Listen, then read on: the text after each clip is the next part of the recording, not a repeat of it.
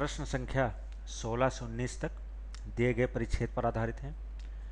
परिच्छेद में भारत में वर्तमान में अपर्याप्त आधारभूत संरचना और आधारभूत संरचना के विकास के लिए जो विदेशी मुद्रा भंडार देश के पास संचित है, उसके उपयोग की संभावना, समस्या और उससे संबंधित परिस्थितियों पर चर्चा की गई है परिच्छेद में। तो आइए हम प्रश्नों का विश्लेषण प्रारंभ करते हैं। प्रश्न संख्या 16, निम्नलिखित में कौन सा कथन इस परिच्छेद से आधारभूत और संरचना के बारे में निष्कर्षित किया जा सकता है? पहला कथन है, अवसंरचनात्मक परियोजनाएं दीर्घावधिक परियोजनाएं हैं। दूसरा कथन, अवसंरचना एक चिंताजनक कारक है जो उत्पादन की लागतों और गुणवत्ता, परिवहन तथा वस्तुओं एवं सेवाओं के वितरण को प्रभावित करता है। कथन 3, निजी निवेशकों को अवसंरचना परियोजनाओं में निवेश करने की अनुमति है। कथन 4, भारत में अवसंरचना को अभी भी अपनी अंतर्निहित संभावना को प्राप्त करना है। और फिर प्रश्न पूछा गया है, मतलब कोट दिया गया है और आपको बताना, प्रश्न तो ऊपर पूछ लिया गया है कि निष्कर्षित किया जा सकता है। निम्नलिखित कोटों की सहायता से सही उत्तर चुनिए कि चारों में से कौन से कथन निष्कर्षित किए जा सकते हैं परिच्छेद से। तो इस प्रश्न के उत्तर के लिए यदि हम परिच्छेद का विश्लेषण करें तो पता चलता है कि कथन एक निष्कर्षित नहीं किया जा सकता, क्योंकि ऐसी कोई चर्चा परिच्छेद में नहीं की गई है कि अवसंरचनात्मक परियोजनाओं की अवधि दीर्घ होती है या लघु होती है या कितनी होती है। तो कथन एक सही नहीं है, क्योंकि परियोजनाओं की अवधि के बारे में कोई चर्चा नहीं की गई है। कथन 2 के संदर्भ में हम परिच्छेद की इस पंक्ति को देख सकते हैं कि सड़कों, रेल बंदरगाहों, हवाई अड्डों, जल, विद्युत, कोयला, इन आवश्यक सेवाओं और वस्तुओं में से प्रत्येक का समय से उत्पादन, परिवहन और प्रतिस्पर्धात्मक कीमतों पर तथा उच्च गुणवत्ता के साथ वितरण चिंताजनक है। तो इससे पता चलता है कि कथन 2 निष्कर्षित किया जा सकता है। कथन 3 के संदर्भ में हम इस पंक्ति को संदर्भित कर सकते हैं कि इनमें से कुछ में निजी निवेश की अनुमति दी जा चुकी है, लेकिन फिर भी निजी निवेशक भी आवश्यक सभी निधियों को जुटाने में सक्षम नहीं हो सकते हैं। ये कथन 3 के संदर्भ में है पंक्ति। और कथन 4 के संदर्भ में कि हमें सभी स्रोतों का उपयोग करने की आवश्यकता है जिसके बारे में हम अवसंरचना में निवेश करने के लिए सोच सकते हैं। तो इन पंक्तियों से कथन 2, 3 और 4 निष्कर्षित किए जा सकते हैं। इसलिए प्रश्न का सही उत्तर विकल्प ए है। अगला प्रश्न, प्रश्न संख्या 17, कि विदेशी मुद्रा भंडार के अवसंरचना परियोजनाओं के निधियन के लिए उपयोग निम्नलिखित में से कौन आलोचनाएं हैं। 3 कथन दिए गए हैं आलोचनाओं के रूप में और आपको यह बताना है कि इनमें से कौन सी आलोचना है या कौन सी आलोचनाएं हैं। पहला कथन है कि भारतीय कंपनियां विदेशी पूंजी पर निर्भर हो सकती हैं। दूसरा कथन है कि विदेशी मुद्रा भंडार के उपयोग से मुद्रास्फीति हो सकती है। तीसरा कथन है कि ये निधियां बिना किसी नोटिस के आहरित की जा सकती हैं।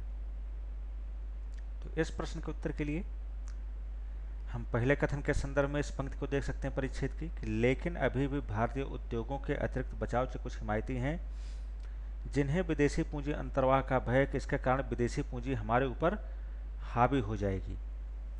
विदेशी पूंजी हावी हो जाएगी एक सामान्य कथन है, इसमें यह निहित नहीं है कि भारतीय कंपनियां विदेशी पूंजी पर निर्भर हो सकती हैं। भारतीय कंपनियां का निर्भर होना उसका एक हिस्सा हो सकता है, लेकिन स्पष्ट रूप से उल्लिखित नहीं है परिच्छेद में।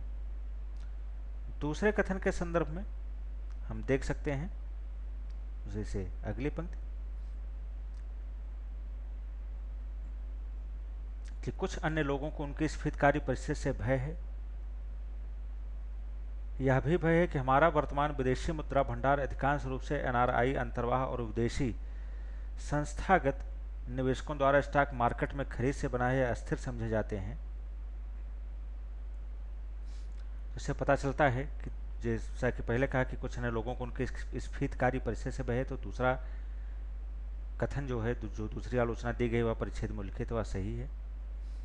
तीसरे कथन के या तीसरी जो आलोचना की गई कि बिना किसी नोटिस के आहरित की जा सकती हैं, तो यह तो कहा गया कि अस्थिर समझे जाते हैं, अब मतलब तीव्र गति से जल्दी से जा सकते हैं, तीव्र गति से आहरित किए जा सकते हैं, लेकिन बिना किसी नोटिस के आहरित किए जा सकते हैं, ऐसी कोई चर्चा नहीं की गई है।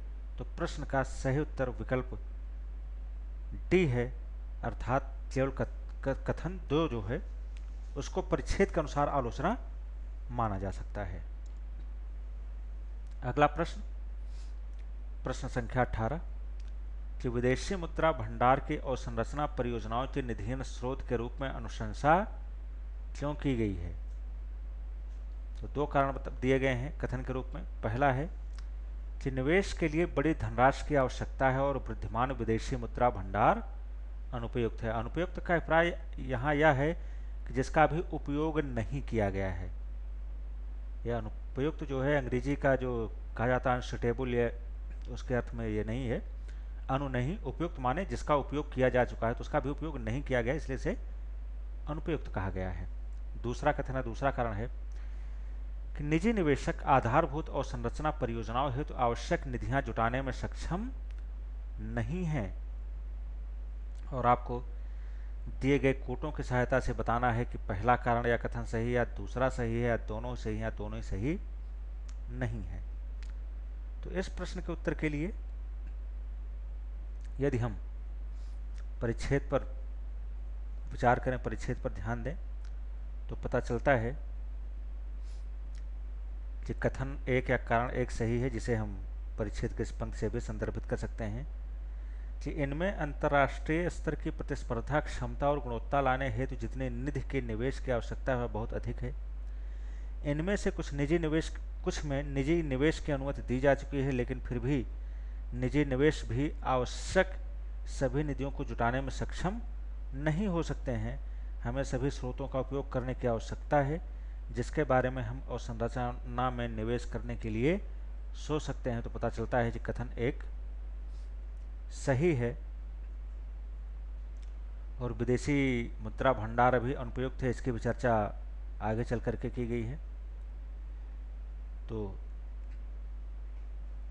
अगले अनुच्छेद में हम देख सकते हैं कि इस संदर्भ में यह सुझाव है कि देश के बढ़ते अनुपयुक्त विदेशी मुद्रा भंडार को और संरचना में निवेश के लिए उपयोग किया जाए।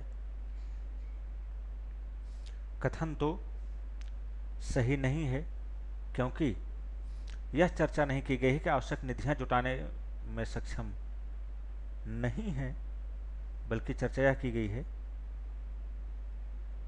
कि फिर भी आवश्यक सभी निधियों को जुटाने में सक्षम नहीं है। वो निधियां जुटा सकते हैं। तो प्रश्न का सही उत्तर विकल्प ए है, अर्थात केवल पहला कथन सही है। प्रश्न संख्या 19 लेखक का केंद्रीय बिंदु, विकल्प ए उन उपायों पर है जिनसे अवसंरचना परियोजनाओं का निधियन किया जा सकता है। विकल्प बी विदेशी मुद्रा भंडार का अवसंरचना परियोजनाओं के निधियन के स्रोत के रूप में विश्लेषण पर है। विकल्प सी भारत के विदेशी मुद्रा भंडार और उसकी अनिश्चितता पर है। विकल्प डी देश पर विदेशी मुद्रा भंडार के प्रभाव पर है। इस प्रश्न के उत्तर के लिए यदि हम परिच्छेद का विश्लेषण करें तो पता चलता है कि विकल्प बी प्रश्न का सही उत्तर कि विदेशी मुद्रा भंडार का अवसंरचना परियोजनाओं के निधियन के स्रोत के रूप में विश्लेषण पर है और इसी पर चर्चा की गई है पूरे परिच्छेद में। पहले अवसंरचना परियोजनाओं के